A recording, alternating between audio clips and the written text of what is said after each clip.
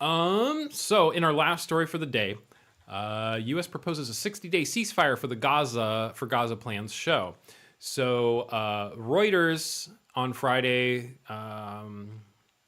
obtained a U.S. plan for a ceasefire in Gaza to get all of the hostages and dead people switched over. This is definitely a blind spot issue. You see, you've got no reporting on the right at all. You've got 67% coming from the left, 33% coming from the right, when that's only 33% coming from the left, 67% coming from the center, when that's only 3 stories, 2 center, 1 left. So we are going to read Reuters because that's who I like to go to, the people who Trump call fake news, all of that good stuff. So let's read over the Reuters article and see what it says for this Gaza ceasefire. So U.S. proposes a 60-day ceasefire for Gaza, hostage prisoner swap plans show.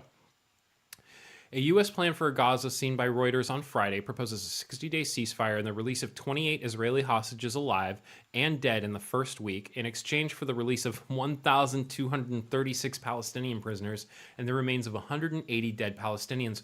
Why is this so one-sided as far as these prisoner swaps go? Like, I understand Israel is much more powerful than Palestine. And Gaza is getting absolutely pummeled. But it just seems like we should be swapping the same number for the same number. Maybe not. I don't know. Anyway, the document, which says the plan is guaranteed by President U.S. Donald Trump and mediators in Egypt and Qatar, includes sending humanitarian aid to Gaza as soon as Hamas signs off on the ceasefire agreement. The aid will be delivered by the United Nations, the Red Crescent, and other agreed channels. On Thursday, the White House said Israel had agreed to the U.S. ceasefire proposal.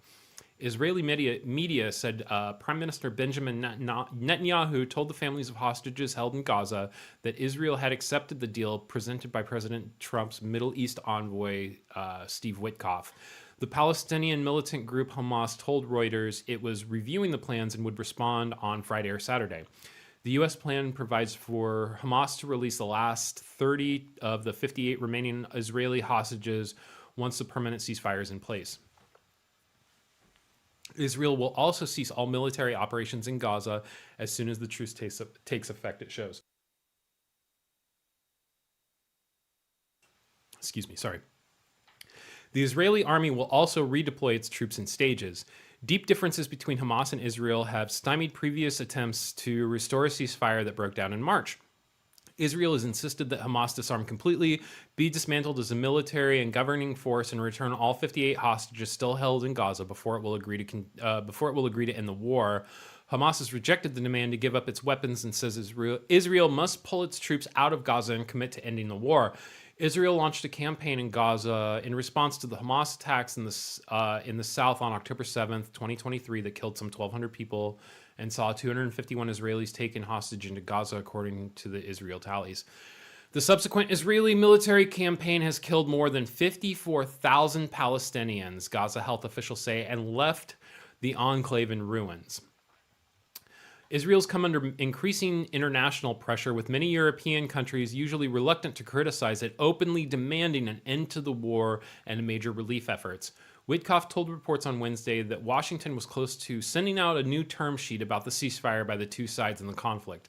I have some very good feelings about getting to a long-term resolution, temporary ceasefire and long-term resolution, a peaceful resolution of that conflict. That was a weird way to say that, Witkoff said at the time.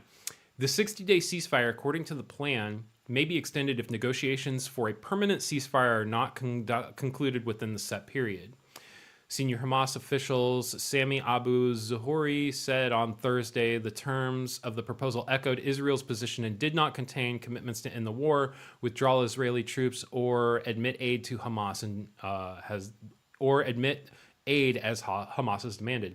The Gaza Humanitarian Foundation, a private group backed by the United States and endorsed by Israel, expanded its aid distribution to a third site on Gaza on Thursday. Heavily criticized by the United Nations and other aid groups as inadequate or flawed, the group began its operation this week in Gaza, where the UN has said 2 million people are at risk of famine after Israel's 11-week blockade on aid entering the enclave. Jesus. The launch was marred by tumultuous scenes on Tuesday as thousands of Palestinians rushed to distribution points and forced private security contractors to retreat. The chaotic start to the operation has raised international pressure on Israel to get more food in and halt the fighting in Gaza. GHF has so far supplied about 1.8 million meals and plans to open more sites in the coming weeks. So I don't know. They're trying to do something, I guess. So, but that's the proposed ceasefire. Hopefully, within the next day or two, we will hear if it has been accepted, and maybe things will be improving. That would be nice. So, and that is it for that story. Hey, Cousin Matt here. Thanks for checking out that clip from Nightly News This Morning, a show I do live on this channel on Tuesdays and Fridays at 6:30 a.m. Pacific Standard Time. If you like the content, please drop the video a like. Feel free to subscribe if you haven't already. And I really do appreciate your comments. I'm really looking forward to having a discussion. I'd love to know what you think about it, and we will see you in the next one.